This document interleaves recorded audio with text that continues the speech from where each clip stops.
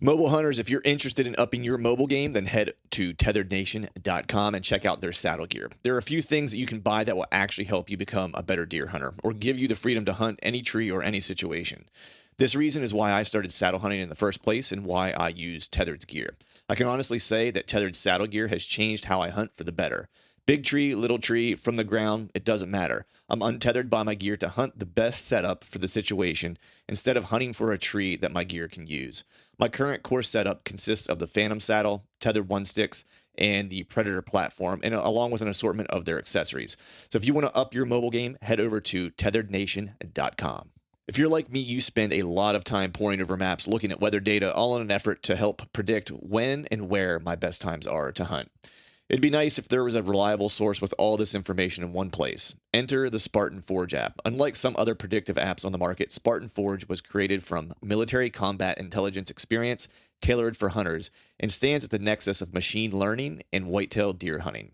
No more man-made algorithms. This is a predictive model based on real GPS collared deer data, historical and predictive weather, and the next level of mapping imagery, all at my fingertips. I've had an opportunity to use the desktop version last year and have been using the iOS app this season, and it has replaced all my other mapping tools. Visit SpartanForge.ai and sign up today, or head to your iOS or Android app store and download it today. This podcast is brought to you by Skull Brew Coffee Company. Skull Brew Coffee roasts premium single origin coffee, guaranteeing to deliver the freshest coffee directly to your doorstep. The kicker? They're 2% for conservation certified and donate 10% of their proceeds back to organizations who support the interests of our hunting community. So go to skullbrewcoffee.com and pick up one of their 3-killer roasts and fuel your hunt and fill more tags with Skull Brew Coffee.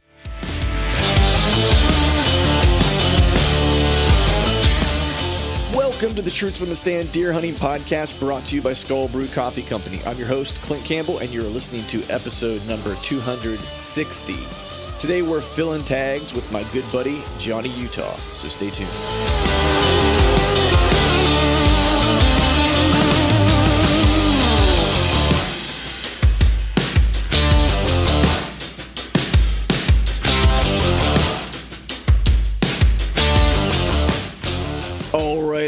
All right. What is up, everyone? Happy Wednesday to you. Hope you are doing well. Hope you are feeling fine on this whatever day of December this is. All I know is that Christmas is fast approaching, and I think I've bought one gift to this point, which, look, I'm not panicking. This is my strategy. I let everyone else go do all the shopping, and then I just kind of fill in the holes. So that's my plan. That's what I'm going to do. The only gift I got out of the way at this point is my wife's gift, which is kind of the one that will get me in the most trouble. But I always do like a daughter gift every year for my daughter, and I don't know what I'm going to get her because she's now 13. So buying her something kind of cute or whatever is not going to be a good solution. Last year I did like a trail riding, horseback riding thing because she's super into horses. And that was super cool. So we actually did that in the spring. So I can't really double up on that, or I look like I'm not really trying. So I'm really kind of at a loss for what to get a 13-year-old little girl for a daddy-daughter gift. But anyway, we'll figure that out probably this week. But I did get a chance to get out into the woods this last kind of weekend, day of gun season. I took my bow for a walk and was really kind of targeting that second peak rut date, or second peak breeding date. I follow a handful of cameras that I know kind of have the opportunity to turn on during that time period. I've watched them for a couple years, and I know in a couple areas historically has turned on, and I know there's a lot that kind of goes into that. Actually, I talked a lot about this with Tony Peterson on the most recent Wired to Hunt podcast, but it's whether or not you have a doe who has not been bred, right? That's the obvious. And or if fawns hit the right kind of, weight, biometrics, if you will, to allow them to have their first estrus during that time frame. And so in a few places in the past couple years that I've been kind of watching with trail cameras and stuff like that, I noticed that a couple of them have had have consistently kind of turned on, and it doesn't happen in the same spots every year, the same kind of location every year. It might be, this year it's in, where this trail camera has been hung, and next year it might not be that one. It might be in another area, but they're all kind of very secluded,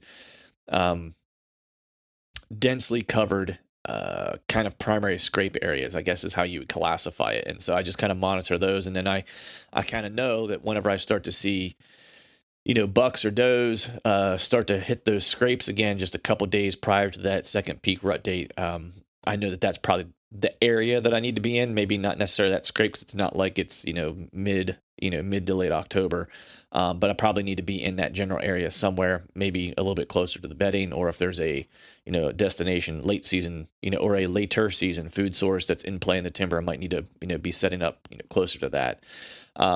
So I did that this past weekend. And of course, if anyone that was out there hunting this past weekend knows, it was like 65 degrees, like the worst possible weather you could probably have to close out the the hunting season for the first season, at least, ending gun season. 65 degrees, rainy, super humid, windy. But I went out and braved it anyway. Didn't see anything. And so now we'll kind of take the break here over the holidays and stuff like that, and get ready for late season. And that's really what I'm kind of getting ready to do here. The season will come in, I think, the 27th.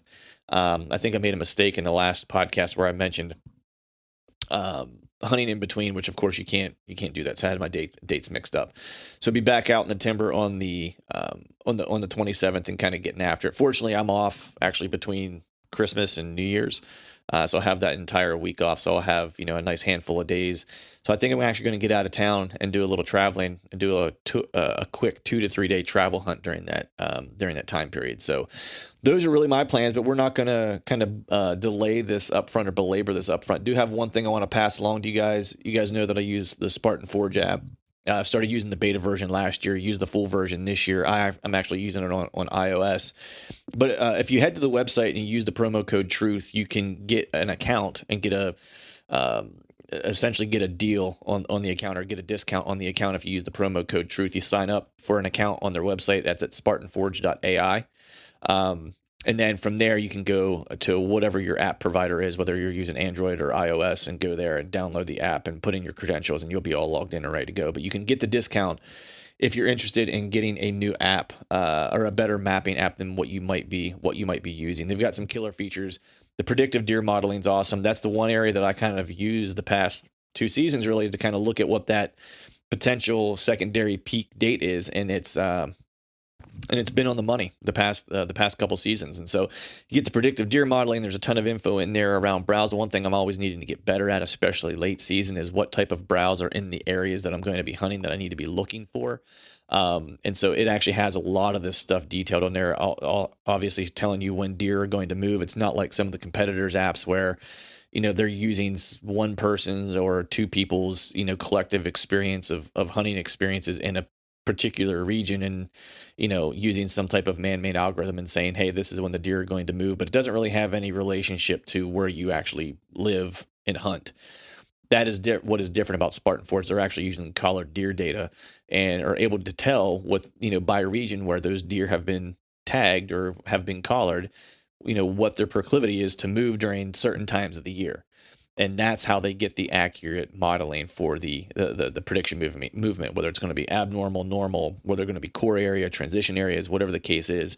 Incredibly accurate. I've been using it for the past 2 years, and it's awesome. So spartanforge.ai, use a promo code TRUTH, get yourself an account, and then head over to whatever app provider you want to use and or that you use, and download the app. So with that, I'm going to jump into today's podcast.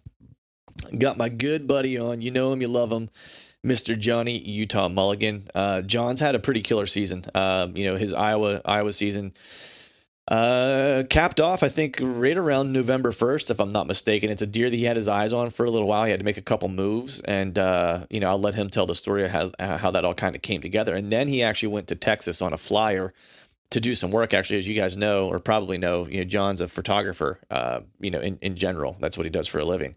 And so he was hired to, do some photo work in Texas, and got an opportunity to hunt Texas. And so he tells that story as well. And then as I'm recording this, John is actually on a plane on his way to Canada to hunt moose, if I'm not mistaken, with a bow. And it's something he's wanted to do for a while. So super stoked that he's getting to do that. And I'm sure he'll have some great stories when he comes back. So without further ado, we're just going to go ahead and jump into today's podcast. And as always, I want to thank you all for listening. All right, folks, welcome back to another episode of the Truth from the Stand Deer Hunting Podcast. And on the line with me today is my brother from another mother, the Rattler, hailing from the Kentucky Wildcat State, dirt track racer,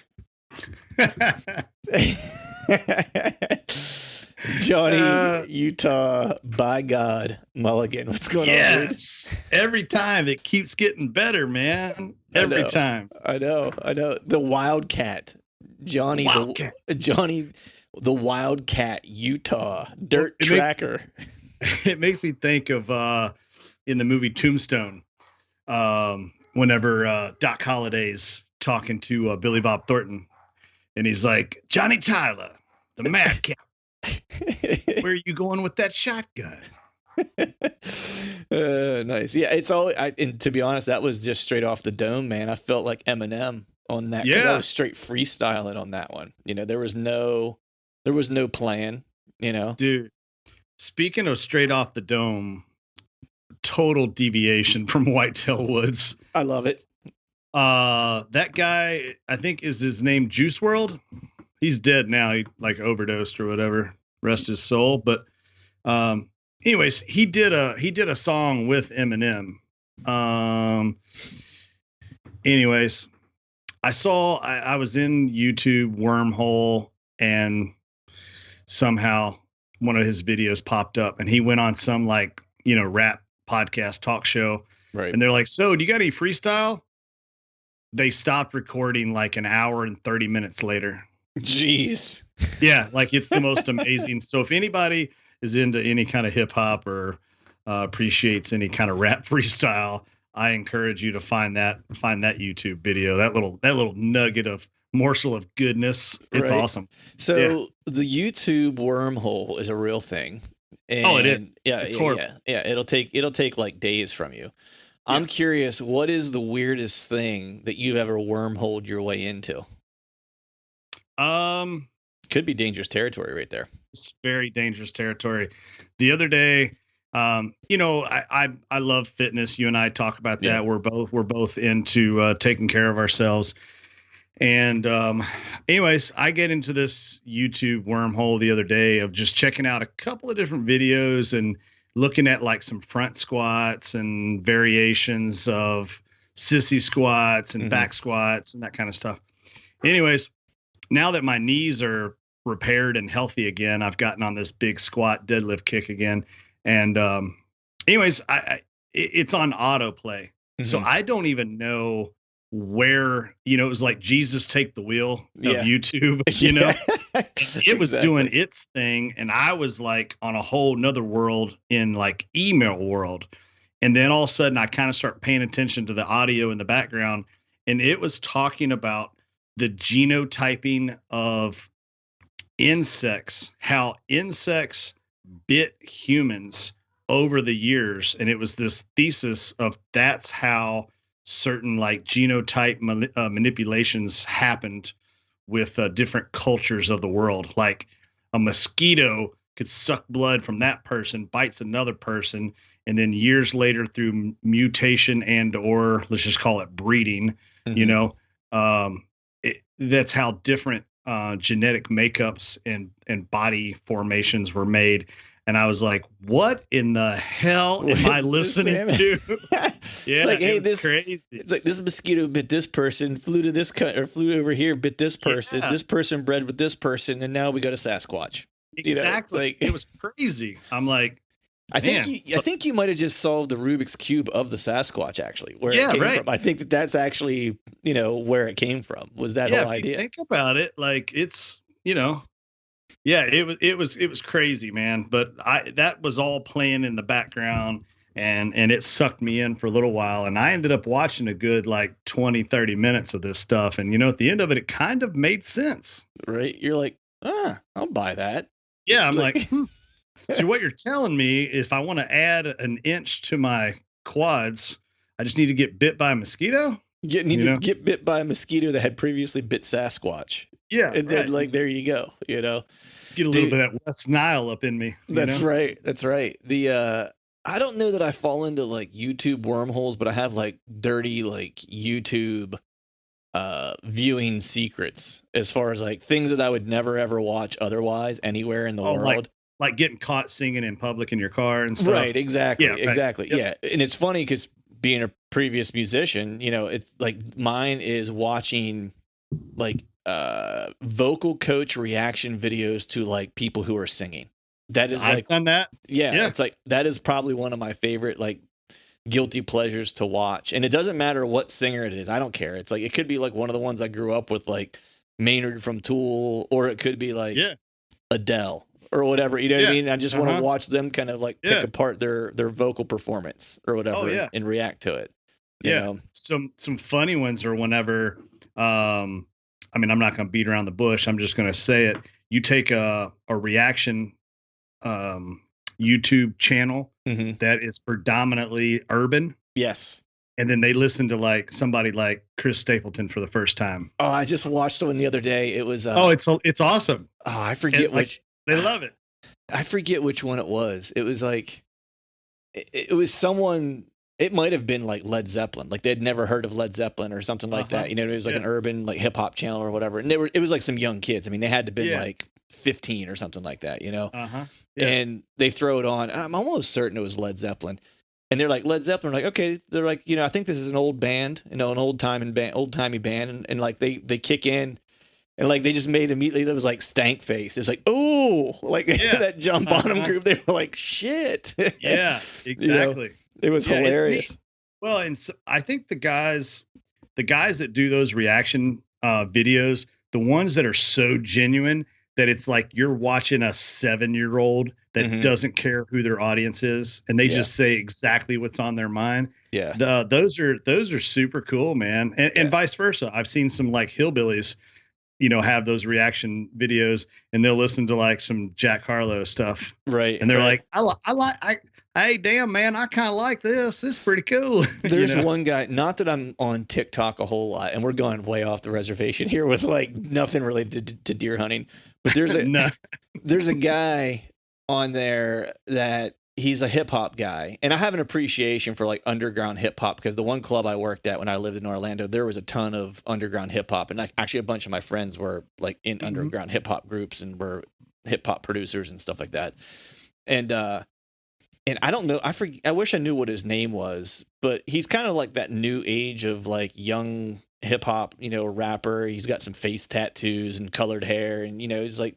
interesting cat, but he raps like nothing but like Dr. Seuss on TikTok, and it is badass. It's like, and after you hear him do it, like he's done it to so many of like the different Dr. Seuss rhymes and stuff like that. You're like, dude, Dr. Seuss was like a hip hop superstar, man. You know what I mean? It's like, you know, it's pretty hilarious. The OG rapper, dude. He totally is. I'm like, man, it's like you could do a whole record with Dr. Seuss hip hop rhymes. You know what I mean? It's like it probably sell millions of records. Yeah, Dr. Dre, who? Dr. Seuss. Dr. Seuss, yeah, he's the original DRE. That was the original doctor. Yeah. Oh man, that's too good. Yeah, so what's been kicking, man? What's been going on? You know, man, Kansas. You know, on the struggle bus, got late season coming up here. Yeah, had some. You know, you and I always stay in. You know, you haven't been on the show since I don't know. I looked back. I think it was like July was the last time you were on, which is crazy. But I mean, you and I stay in touch like all the way out, you know, through the season, stuff like that. We're always talking. But you know, right now, man, it's like truthfully, Pennsylvania's in the throes. You know, this will come out here sometime in December. But at the moment, while John and I are recording, we're kind of in the throes of gun season at the moment, which someone asked me today, you know, on Instagram, they DM me and was like, hey man, they're from PA. And they're like, hey, do you go out during gun season at all with your bow? And I'm like, sometimes I do, but I was like, truthfully, it's like, I'm usually just getting back from a trip and my season starts mid-September. And that's even if I don't do a Western hunt, and I'm just going after it that entire time. And, you know, my wife is super cool and lets me just do that. And so I kind of almost feel like when I get back from my trip in November and gun season comes in, it's like, that's usually like my 2-week time to like spend some time at home with the fam, maybe take care of some stuff around the house, you know, just be present, so to speak. Yeah. You know, before the before the late season push happens. So that's kind of usually what my plan is. And then I'll plan to get back after it here in late season. But better yet, man, what's going on with you, dude? Because since the last time we talked, dude, you've been chasing multiple species, multiple states, shooting bucks. Yeah. Shooting ducks. Man. Doing my thing. No, it's, I didn't have the best, my Western season wasn't stellar. Mm-hmm. But it was okay. I learned some stuff. I found at least one positive takeaway from every unsuccessful hunt. Right. Right. Yeah. And, but got into whitetail season and, ended up putting my eyes on a good deer. He was not my number one deer. He was actually my number 3 deer. And my number 1 and my number 2, they just vanished, Mm-hmm. and I was kind of starting to think that those were just summer bucks. Right.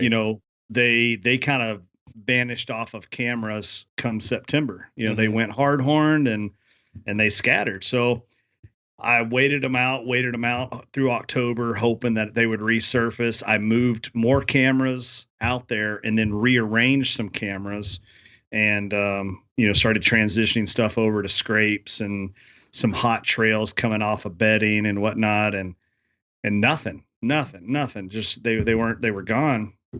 So I ended up laying eyes on my number 3 buck and, he kind of tipped his hand a little bit there. And I could see where he was coming out of the timber, and he did it on a morning that was real frosty, cold morning. And it was a morning cut bean field, which is very, very odd. Activity. Before we go all the way through, I wanted to back up for just a second. Because I know you and I talked a lot during October because we were kind of in similar places, but and it was almost like we were validating what each other was seeing, like to a degree, where it was it was the same thing. Like I had bucks that were around and then kind of disappeared, and then for me they showed back up like sometime like mid-October-ish, and then I was trying to figure out where they had gone, and it's like I had like a flurry of activity, and I know you had some like encounters or some close calls like earlier in the year if I'm remembering correctly, and then it just like all of a sudden just like dried up. And it wasn't like, October lull, food sources are shifting and stuff like that, but it wasn't necessarily that. It was like, even like moving cameras and stuff, I still wasn't, and I think you had the same thing too. It's like, I still wasn't getting the activity, whether I was in the wrong spot or whatever the case was. And you and I know we had several conversations where we were like, dude, I had these deer on camera and then they just vanished. Like, are you seeing the same thing? Because usually you're ahead of me in weather pattern by a couple of days. Yeah. Mm-hmm. And so it's nice to be able to kind of check in with each other because it's like you'll have had the weather pattern come through and then I'll have the weather pattern and then we can kind of talk and be like, hey, what did the deer do in your area? Did you see, even though it's Pennsylvania and Iowa, like we get it, we're in very different places, but it's just nice to kind of have a buddy, to kind of bounce those things off of, even from a different area to kind of talk there's about a lot. What they're seeing. And there's still a lot of similarities for sure. That what they're doing. Yeah. It was weird, man. October was just dead. I mean, when I say dead, I was wondering were my trail cameras even working? I was going out and walking past trail cameras just to confirm that they were taking photos, I've done that before too, for sure. Yep. And they were sending pictures of me. I just wasn't getting any pictures of deer, which told me I just didn't have any deer in the area. So I kept moving the cameras around. One of the properties in particular, I had a little bit of an overzealous landowner that's retired, and for shits and giggies, he just likes to go ride his quad around. Right. Which very well was playing into a little bit of my inactivity on some of those field edges, but nonetheless, I just wasn't getting any pictures of stuff, man. I was starting to get kind of bummed, and you had some good ones over the summer too. Like you had some slammers. You had some real gems. Yeah, I had a couple of bucks over the 70 mark, and one into the 80 mark, and I was real excited, real pumped up. But once we got into towards that end of October, I could see the light at the end of the tunnel. I could see the cooler weather finally starting to come because up until probably October 20th, October 25th, we still had days that it was like 82, 83 degrees in Iowa. So, which is unseasonably warm for us. We do have like this early muzzleload season that guys can partake in. And it's a hit or miss season. And this year it was a miss really bad. Right. 'Cause those poor chumps, spent one of their tags during a season with 85-degree temps and a muzzleloader. It just didn't work out so well for them. Yeah, and, no, man. It's funny because it kind of mirrored here. It's like I had a real, like we got one little brief cold, I don't even say cold snap, but it was just like it got cooler. It wasn't like your classic October, like first frost or anything like that. Yeah. And it was around like the 15th and I had a really good encounter. And then we had another one. It was basically in that same kind of window. I think it was like the 18th or whatever. And I had another really good encounter. Other than those two like days where I had some really like, what I'll say is like was the better weather for like October. Other than that, I was in the same kind of boat, man, where it was just like warm, kind of shitty, not a ton of movement in general. But same here. Right. It's like where I could see the light, but that last week of November, I think actually wasn't, I don't remember if it was great or not, but the first week of November, the last week of October, the first week of November, I actually wasn't able to get out at all because I was planning to get ready to leave for Kansas. So I was trying to wrap up a bunch of shit before I left. And so I wasn't really able to get out at all, but I wasn't mad about it because the weather wasn't great and my cameras were like just completely dead, like nothing. Yeah. Yeah. It was definitely a strange year. I want to say, without going off of my notes, I want to say it was like October 27th, maybe the 26th, but we had a day where it actually was like 30 degrees that morning and we got a little bit of a frost on the ground in some of the shaded areas. The early shade spots had enough time to cool down that night and get a little frosty the night before. So that morning I went out and I thought, you know what, maybe I'm going to sit in my grizzly box blind where I have the most vantage observation point. I can see thousands and thousands of yards of field edges. And maybe I can at least just see where these deer are coming in and out of because nothing was consistent. And they're visually, the whole boots on the ground was not revealing anything, to me. So I was like, I'm just going to sit in this box blind this morning and see what I see. Now I can also see onto the neighbors. I'm not making a plan to go hunt the neighbors, but if I can see that deer are cruising field edges on the neighbor's side, well, it tells me they might cruise on my side at some point, but I went and sat and I ended up seeing my number 3 buck. He came out and worked a scrape, put on a show, and he started pushing some does. And it wasn't that like over aggressive, bumping, but he was definitely sprinting to go smell deer. Right. And he even lip curled a couple times and postured up a few times for him, And I was like, okay, this might just work. What he told me was where he was coming out of the timber. He wasn't working a field edge. He was coming straight from bedding straight to that edge to work that scrape. And then he cut across the field. So I took that information, the fact that it was a frosty morning and the fact that they were already starting to bump some does pretty hard.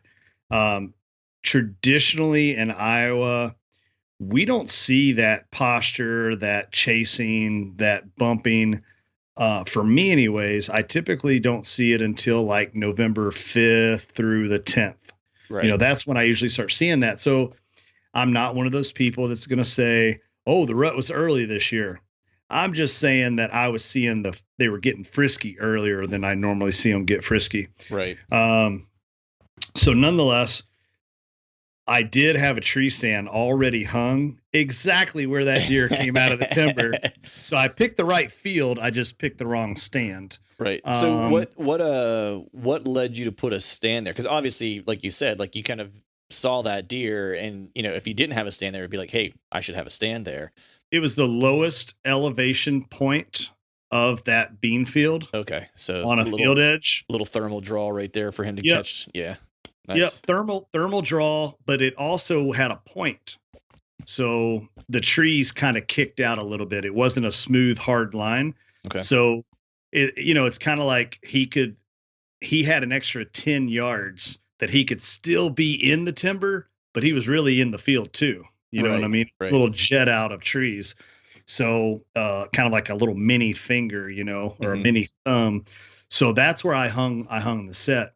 And it worked out really good because it was one of those multi-stemmed, oaks. So like I love those things, and I can pick one of them, and then I basically have all the other trunks around me for cover. Yeah. And kind of breaking up that silhouette a little bit. But anyways, that's where I had to stand, and I was like, well, that's where I should have been this morning. Right. And I know where I'll be on the next cold front. So I looked at the maps and, all the different weather apps, and I saw that November 1st, I was going to have another cold front come in the night before, late that night before. It was going to be a little windy, and then the wind was going to lay down, but that wind was going to hurry up and get that cold front brought in a little bit faster. So I thought, okay, if we can cool things down the morning of November 1st, I'm not saying it's a slam dunk, but I'm saying I've got a few percentage points that I think I can see that buck again over there. So I ended up calling a local buddy of mine, a fellow by the name of Winston Walls. He actually works for Lee and Tiffany. And I called him. I said, hey, I need some cameraman assistance. I don't want to self film this because I have a feeling if this buck makes an appearance, he's going to be right here, right now. And it could happen fast. Right. So I knew that I wanted to have somebody with me in the tree to film that. So he volunteered. He came to help me film. Met me at the house here at like 4:45, 5:00 in the morning.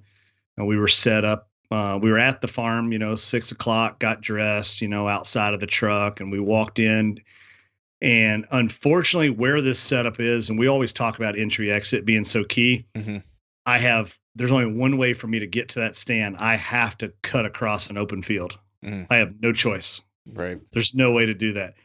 The second best option is to walk all along the field edge of the bedding to get there. Yeah. So I'm like, lesser of two evils is I'm going to have to just, pinpoint myself, but just haul ass across this field. And hopefully with the cover of darkness, that I don't spook anything too bad. Yeah. But I had a good wind, to get there.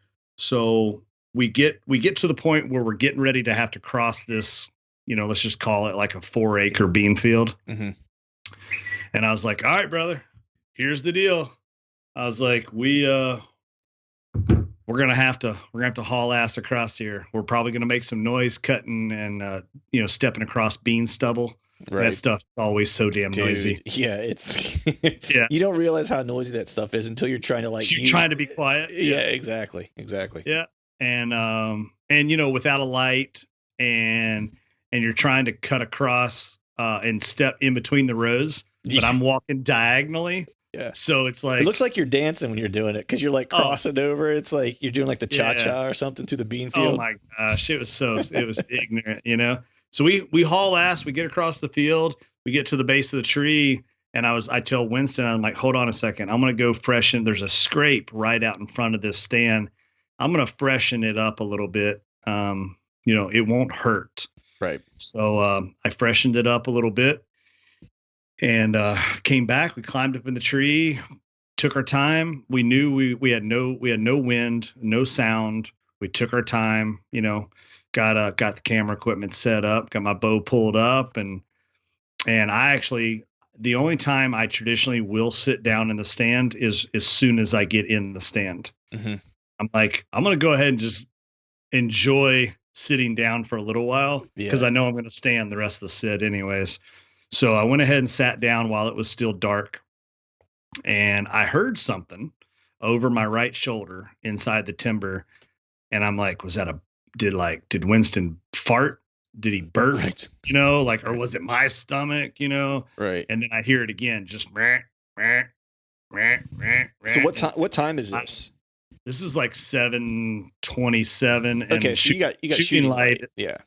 Shooting light was like I think legal shooting light was probably maybe 10 minutes prior, you know? Right. Okay. But we can, you can see. Yeah. And so anyways, I hear this meow, meow, meow, meow, and it's just getting louder and louder and louder over my right shoulder. And I had already started to turn my head to naturally look to where the sound might be coming from.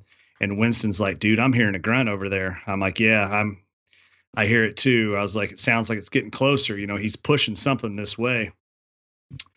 So to the right side of us, I see a doe squirt out of the field edge, and he's right on her ass. And I'm like, man, if he follows her, like he's gonna follow her up through the neighbor's cut cornfield, and I'm out of luck.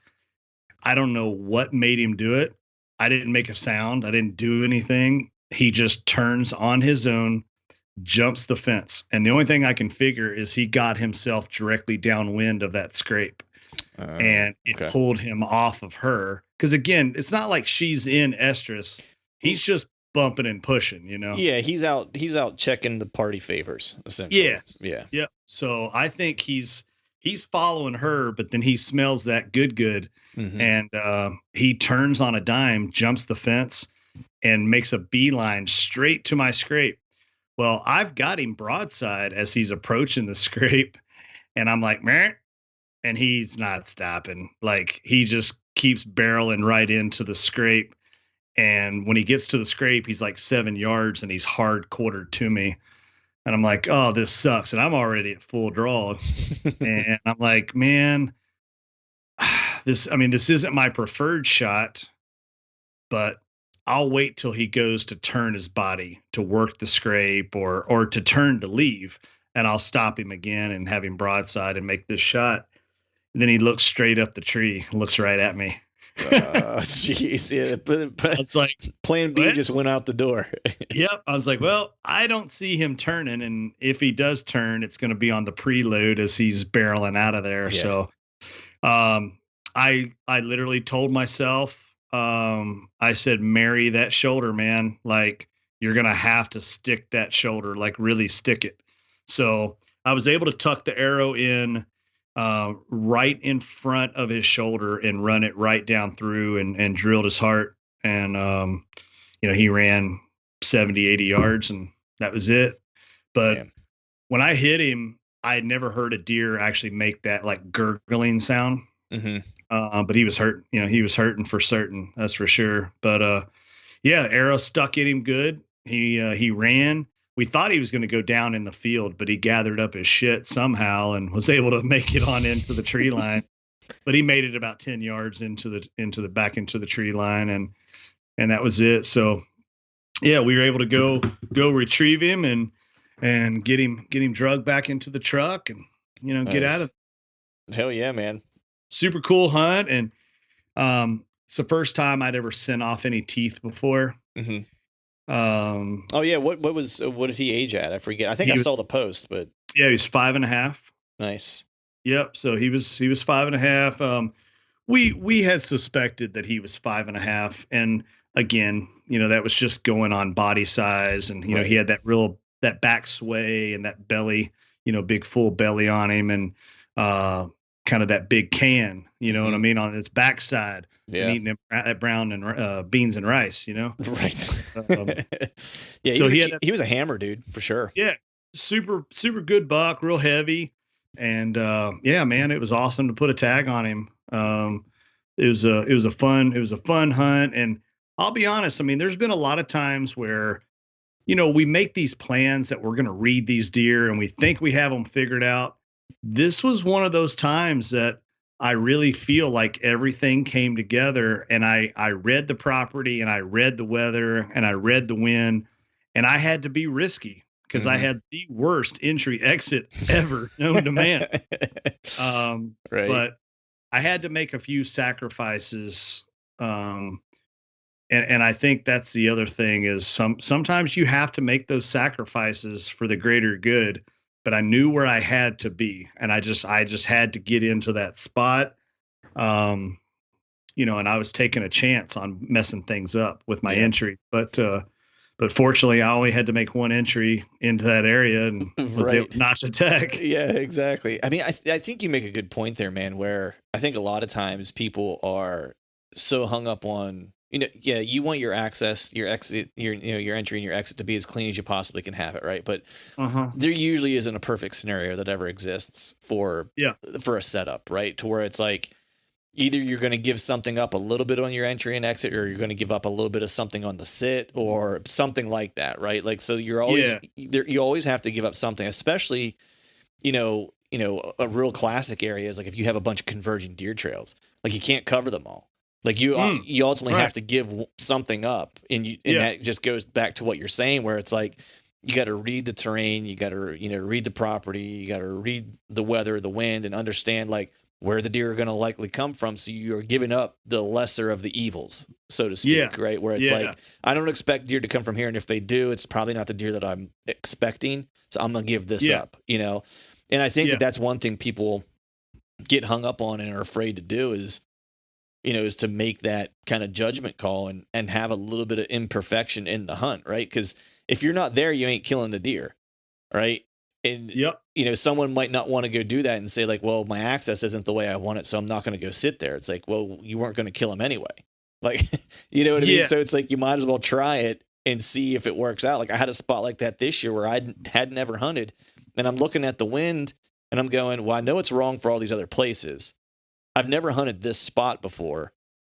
The wind could be completely wrong to hunt this as well, but I don't know where the deer are coming from. So I don't know if it's wrong or not. So you know what? I'm going to hunt it on a morning in October and see what happens. Well, I got in there and a north wind in that place actually blows south at that setup. And so, and I would have never known that until I got in there and hunted it. And I actually ended up having an encounter with a shooter, and it was a great hunt on an October morning. Surprise, surprise, crazy talk. But it was one of those things where I was just like, I might just be completely screwing myself, but I'm not going to know until I try it, until I do it, and we'll see, But yeah. So the other thing I kind of started doing this year a little bit more too, and I don't know how you feel about it, 'cause I think you might feel the same way. I'm starting to like more and more lean toward morning hunts in October than I ever have before, because I've had better encounters the past, I'll say 2 years in October during morning hunts than I have during evening hunts. I mean, I was talking about this with a buddy today. Once I hit Thanksgiving, I'm pretty hard pressed to find me go hunt a morning anymore. Right. I like evenings, and let's just say if I had to like be really strict about it and just put it on a monthly schedule, it's evenings in October, mornings in November, evenings in December. Okay. Interesting. See, and give or take a day or two, but that's pretty legit for me. Right. See, mine's shifted to where, because I come in September, so I'm definitely evenings in September, that September to like the beginning of October. Yep. Once I hit that like 15th of October time frame, through like the 20th, I really start to like mornings, like that 5 to like the 23rd, like that 5 to 7 day period for whatever reason. It's based on watching trail cameras around here for like the past couple years, and like watching when I'm seeing deer hit scrapes and or when I've hunted and had encounters. And they all seem to be in the mornings. And it's really weird. Like that classic, like last week of October here historically for me has been kind of a little bit dead. And it's actually been like the October lull is when I've actually seen and had the best encounters and had the best activity, which is really kind of odd. It's not normal, but it's just something I've noticed around here over the past 2 seasons, that it's like October mornings in the middle of the month actually seem to be the thing that really kind of works for me. Yeah. Well, and the only thing that I would deviate from my original statement there is the last week of October with cold weather. Oh man. Yeah. Yeah. That's a good caveat. 'Cause I would say like when I had those encounters and stuff like that, it was because I was getting the right weather. It wasn't like on an 80-degree day or anything like that. You know what I mean? I actually had some decent, weather for that time of year to kind of help out. So that's a good caveat for sure. Yeah. If I have good cold weather, then you'll see me hit some mornings the last week of October. But traditionally, it's going to be evenings in October. And then when I say mornings in November, I mean, that's my go-to, except for what I would consider peak pre-rut. Mm-hmm. Is that a thing? Do people talk about that? I mean, people say pre-rut and they say peak rut, but what about peak pre-rut? We might be creating a new thing here right now. I'm just making shit up. We're doing it, man. We're doing it live. So to me, peak pre-rut is that 1 or 2, maybe 3 days where you can rattle any buck you want. Mm-hmm. Every buck in the world is playing that game of musical chairs, running around like a bunch of idiots. I mean, idiots. Usually I only get to see it 1 day a year. And it's usually November 7th, November 8th. Right. That's the dates traditionally that it's been for me. Go back to 2018. That day, Billy and I were hunting together, and we were grunting in and rattling in bucks from 400 yards away. Yeah. Like it was ridiculous. That was on November 8th. So during that peak pre-rut phase, I like to hunt all day. Mm-hmm. I'm not an all day sitter. I'll be the first to admit it. These guys are like, oh man, you got to just sit bell to bell every day, all day. It's the rut. Anything can happen. Yeah. Anything can happen. I can sit there and eat a bunch of snacks. I can be bored as hell. You know what I mean? Right.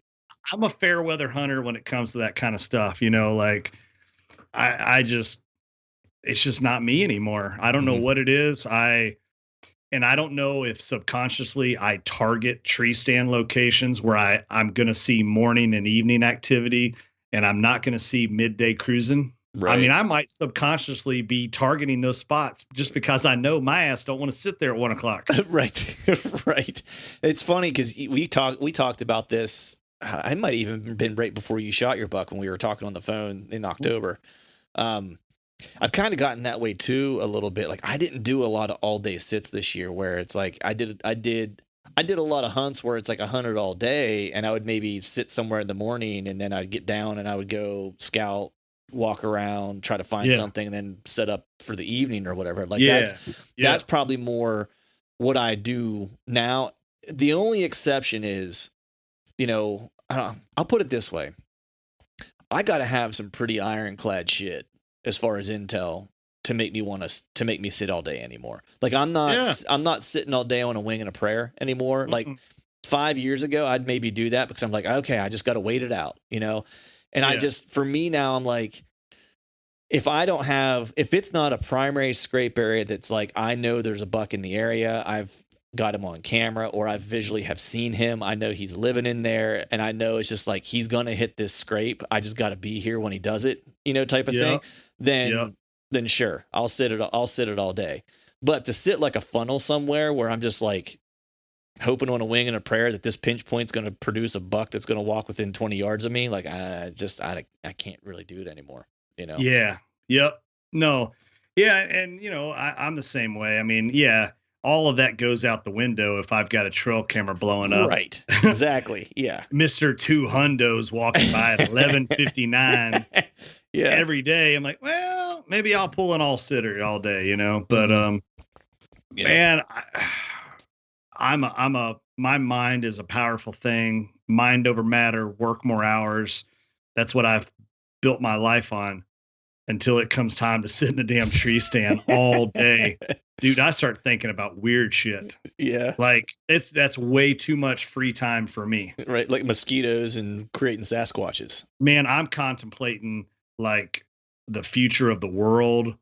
I'm trying to solve world problems without 1% of the information, Right. Exactly. It's not a good thing. And then here's what I have found too, man, is complacency will hurt you. Oh yeah. And I find myself, when I start not having fun, I start getting complacent. Mm-hmm. Whether somebody's listening is going, oh yeah, because he's just not a strong-willed person. Okay, whatever. Yeah, right? Yeah. It just, I get it. Yeah, I mean, there's parts of the season that for better or worse, sometimes you got to suck them up. Yeah. But I start getting a little complacent when I start not having fun. And as the days start ticking off, I'm like, well, maybe I shouldn't go to this stand, but you know what? I only got an hour and a half. So I could get more stand time in if I just went back to that tree stand, or I walked in, hung a set here, where I know that I really should walk 20 minutes just to get to the spot that I really need to be. Right. So, I mean, hey, I admit my faults. Yeah. I know Dude, that's one of my weak areas. I'm 43. I'm old. Right. People. I know. Right. It's like, I'm the same way, man. It's like, and to be honest with you, that's one of the things that, I learned this year. I didn't fill a tag in PA yet. I got the late season to do it. Had some great encounters, but what I did this year better than I have in years past is I was much more strategic about my hunts. Like when I sat, I had a high percentage sit, and I was usually seeing I was in deer, or I was having an encounter with one of the deer that I had on camera that I wanted to shoot. Yeah. And part of that is like, 2 years ago, even I would start burning it hard as soon as my season came in the middle of September. And by the time the getting would start to get good, I would start to get burnt out. Oh yeah. I would start to get burnt out already, where I'm just like, I can't sit in this tree like another freaking day. You know what I mean? And right. This year I did a lot more like get up before work, go catch a morning hunt if the weather was going to be good. Mm-hmm. If the weather's going to be good in the evening, I'd go, try to wrap things up at work kind of early and dip out real quick and go catch 2 hours in a spot, and some of those sits honestly were almost like recon sits, where it's like, I wasn't up in my stuff. I was close, but I wanted to take a walk through, and I wanted to maybe check a camera. And while I'm there, I'm going to hunt it, because I wanted to kind of watch, as I was watching weather, I'm going, I know in 3 days, I'm going to have the right weather. I'm actually taking that day off from work, and I want to make sure I got a plan for that, and so that was a lot more of what I did this year. And, something different, likewise, something different I did this year that I don't typically do is, I know what tree stand I actually wanted to go sit the morning that I saw this buck for the first time. It would not have allowed me to see him, because it was kind of a dog leg of this field, and I wouldn't have been able to see around to the other side of the field. Right. So I did a dad thing. I did a mature thing. I sacrificed a morning hunt to make it an observation sit. Mm-hmm. Yep. And had I not done that, I don't know that I would have killed that deer. Yeah. So, and in years past, I would have never done that. I would have been like, it's October 27th. I'm not wasting a single day on observation. I'm going into a kill stand. Yeah. Every day from here on out. But I took a step back and said, okay, I'm going to waste one day, because I might go now. And I really thought out of that blind, where that blind is actually set up for late season and early season or mid-season observation. Right. It is set up for late season kill. I did not think that I was actually going to have a chance to shoot a deer that morning, but I needed to go see, right. Because I knew there was deer moving, and it also confirmed another thing. When that deer came out and worked that scrape, he was about 65 yards from a trail camera. Mm-hmm. So he's just been skirting it. He's been around the whole time, most likely, just skirting. Yep. Yeah, so man. He was just outside of range of that trail camera to pick up on him.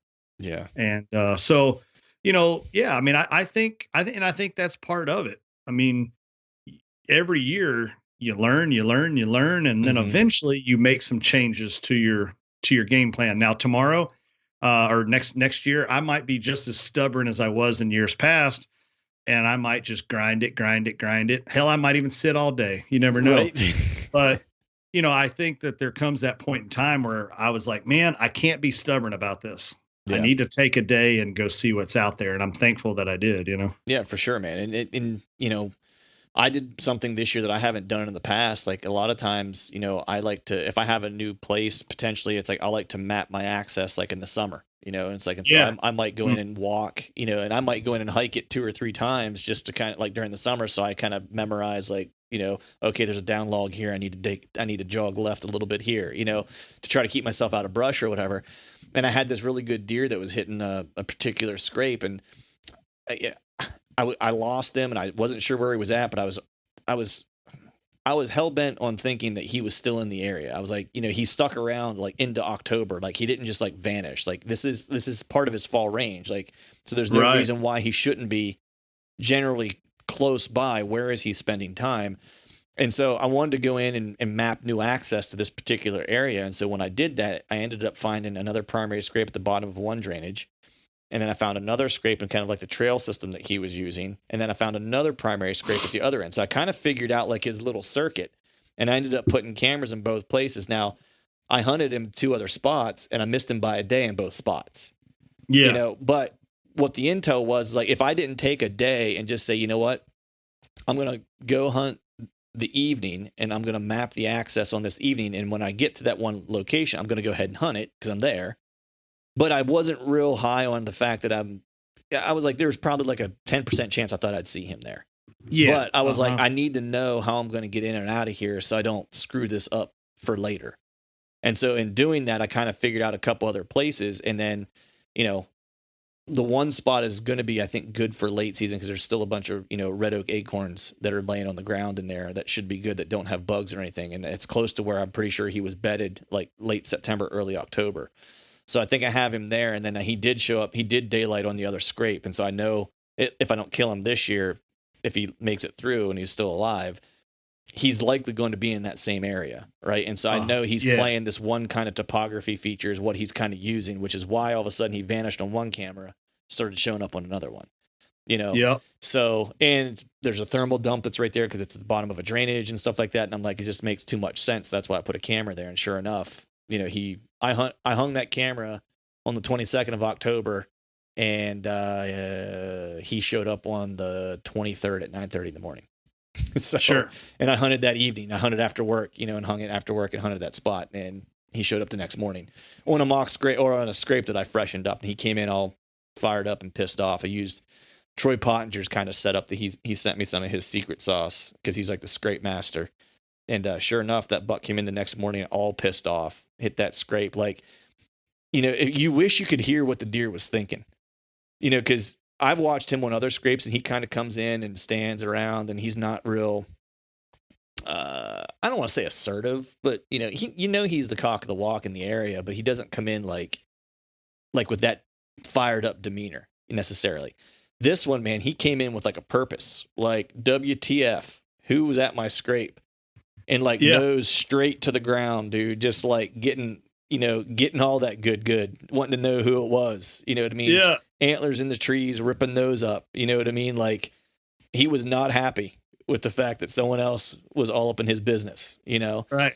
Uh-huh. And that was cool to see. Cause I was like, all right, he's a player. Like he's a deer that I can probably, I don't want to say manipulate's the wrong word, but I can probably influence, in certain ways, whether it's calling to him or whether it's like setting up another scrape in a location close by. If it's a better kill opportunity, you know what I mean? It seems like he reacts to stimuli, I guess is the point. So, yeah. So we'll see. Hopefully I'm able to find him this late season. If not, then he's going to be a hammer for sure next year. But so, man, then after that, dude, you ended up going down to Texas, doing a little hunting down there too.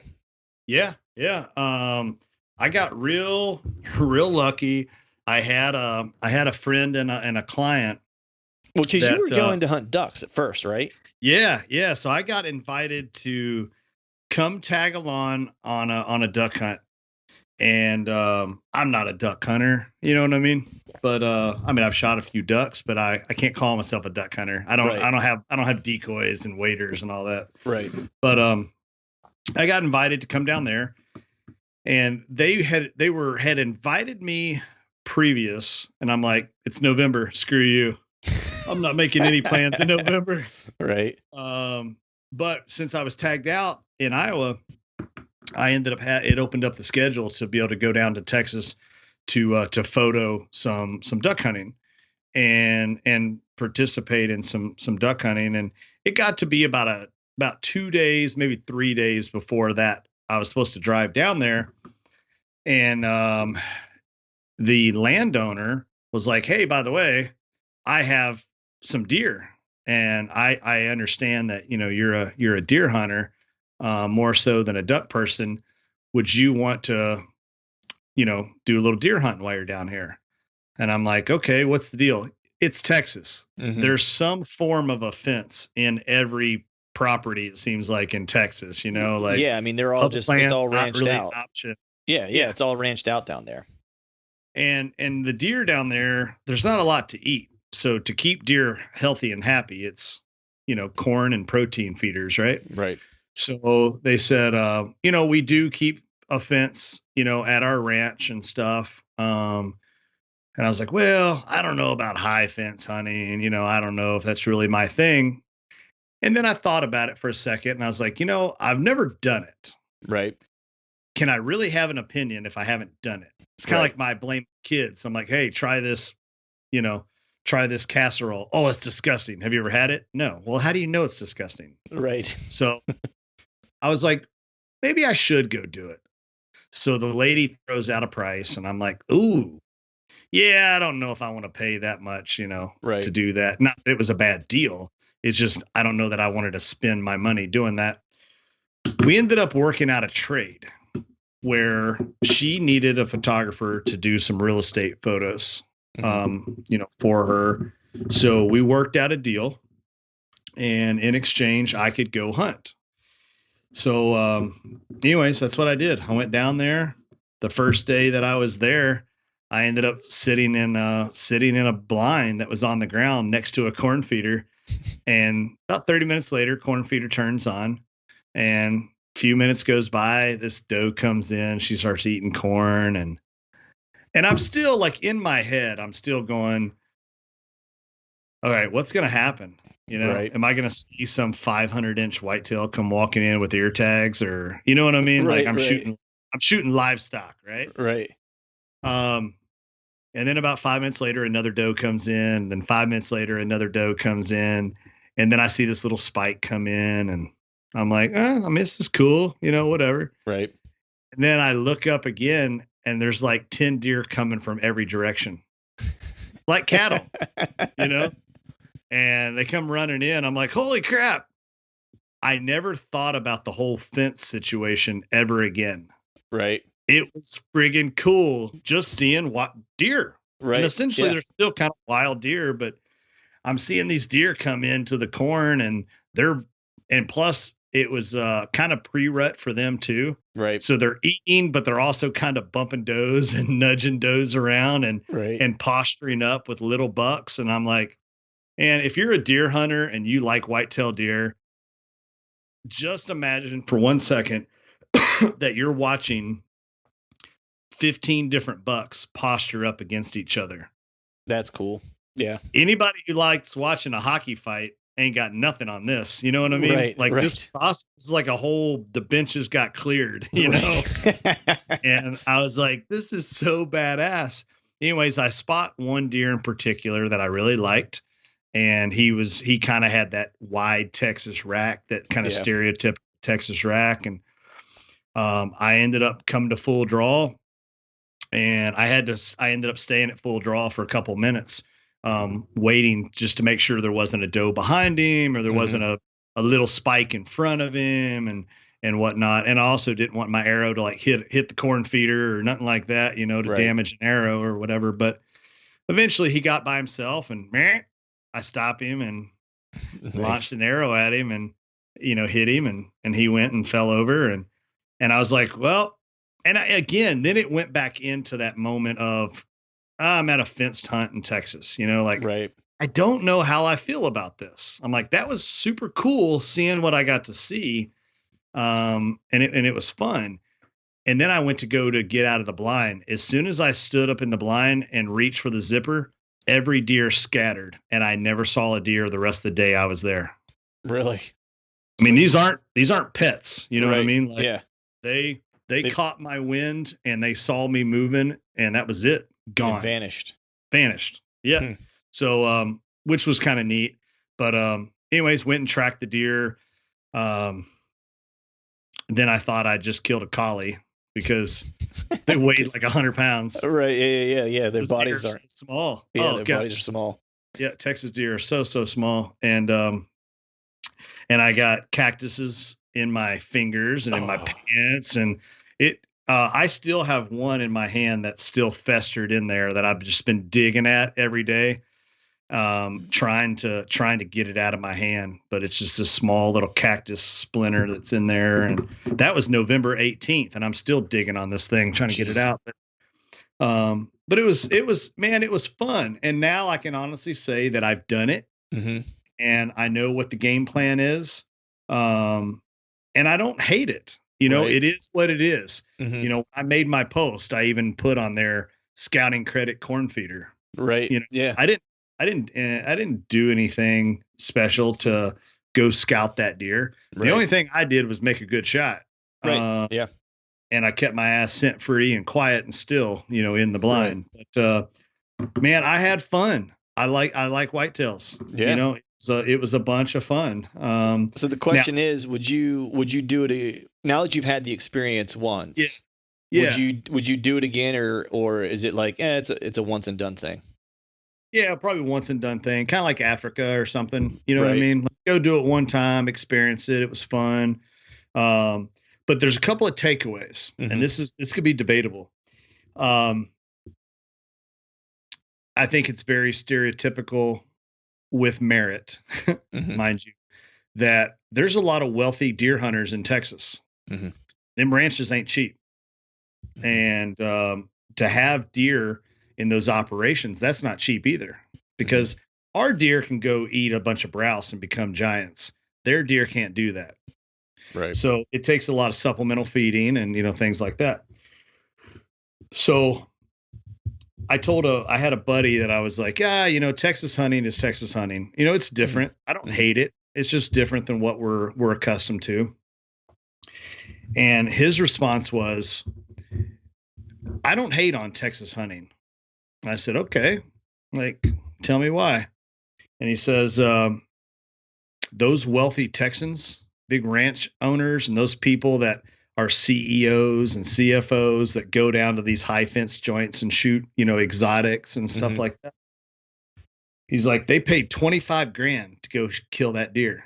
I'm like, yeah, it's crazy. He's like, okay, they could take that 25 grand and they could buy every lease that you and I have combined for the next 5 years. Yeah, that's a good point. And I'm like, damn, they need to stay in Texas. You know Yeah. what I mean? Yeah. Exactly. Like, that's a flip side way of looking at it.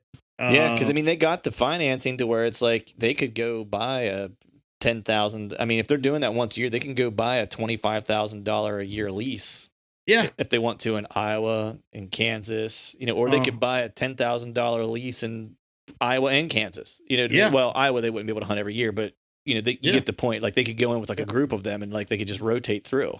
But they could still get that lease and guarantee that I don't get to hunt it.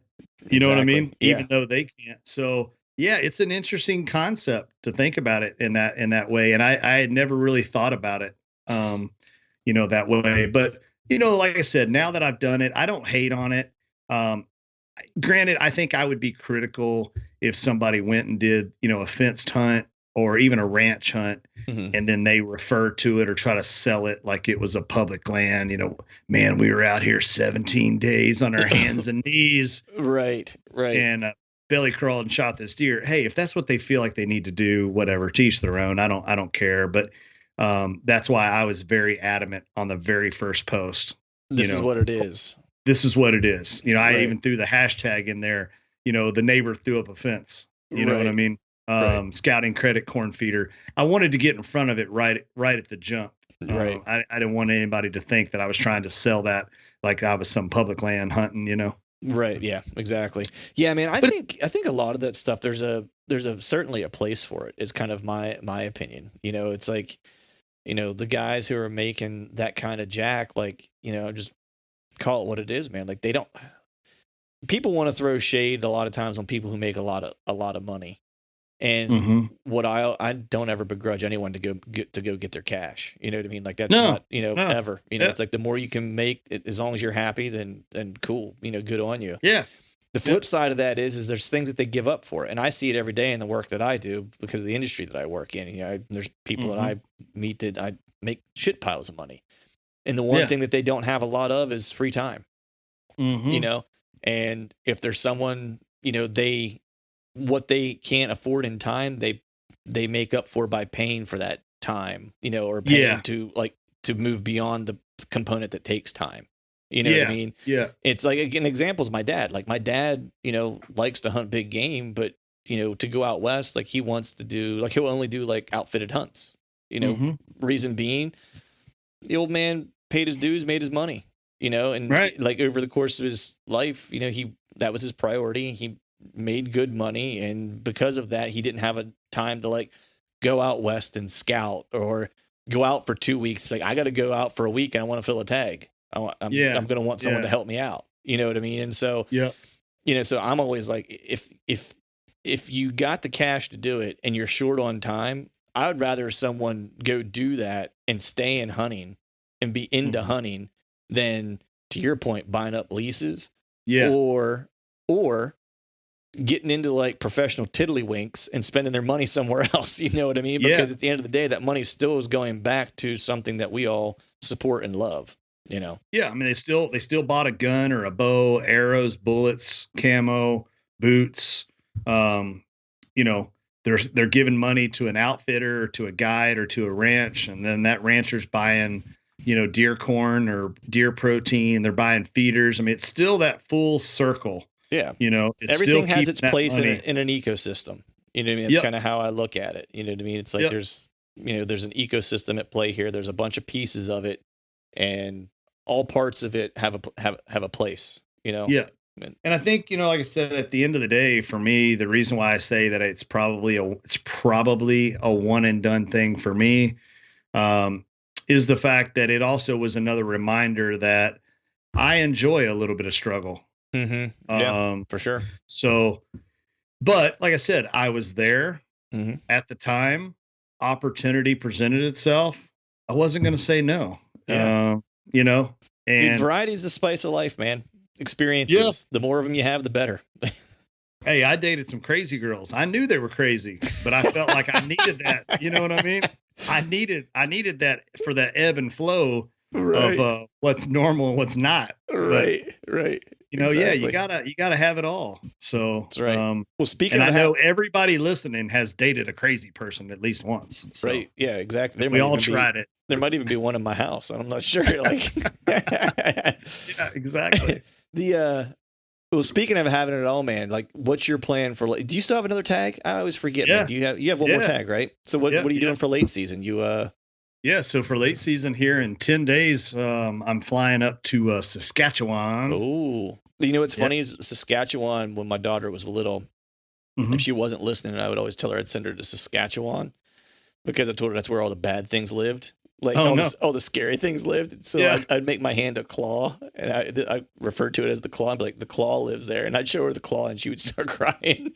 Oh man! You ask her, like, you put her on the bed, and I'd pretend there's alligators on the floor, and I'd be like, oh, the alligators are gone. She's like, where'd they go? Your daughter like grew up hating Canadians. Pretty much. She's like, I'm like, where do all the bad stuff live? And still to this day, if I say, hey, where does the bad stuff live? She says Saskatchewan. I mean, she knows now. Of course, it's not true, but that was like.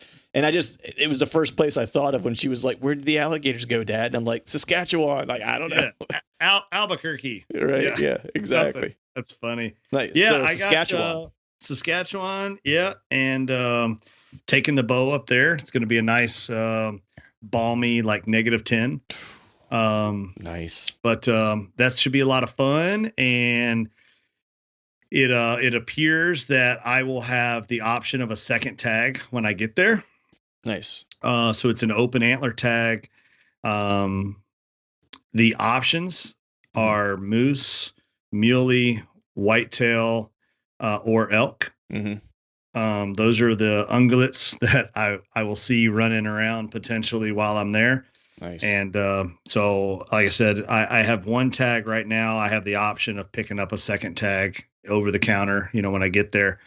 But so I'm looking forward to that. I'm going to be out there hunting for 6 days, 6 or 7 days.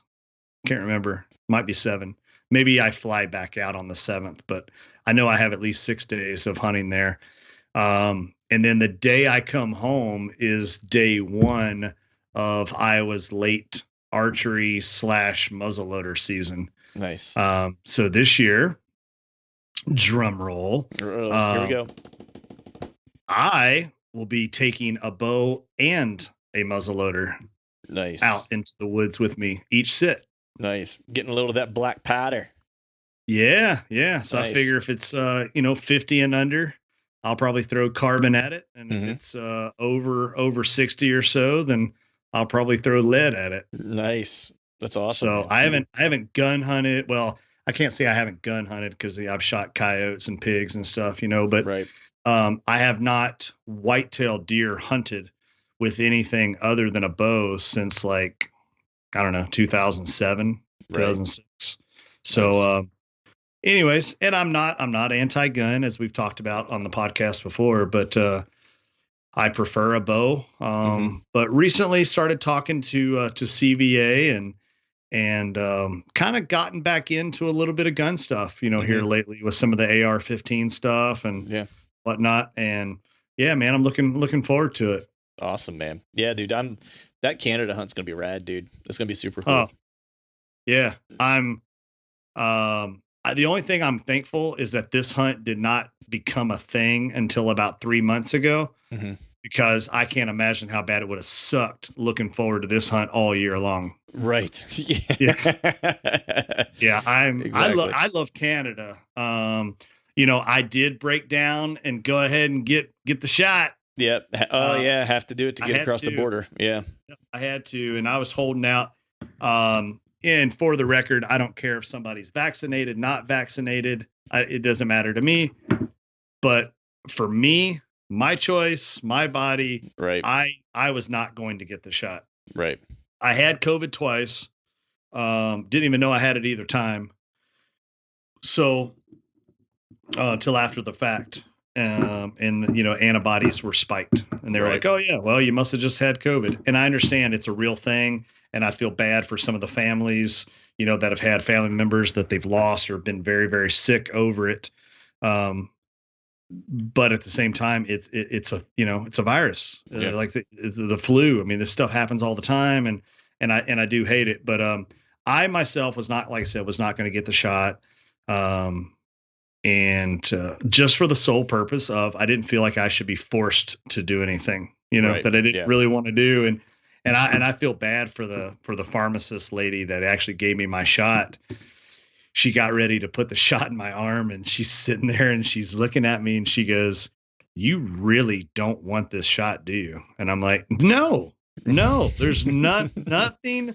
There's not a ounce of my body that is like, give it to me, baby. You know what I mean? Like, right. I don't want it. I was like, not at all. But you know what? I really want to go to Canada. Yeah. And they ain't letting anyone across the border without rules. it. Yeah. Yep.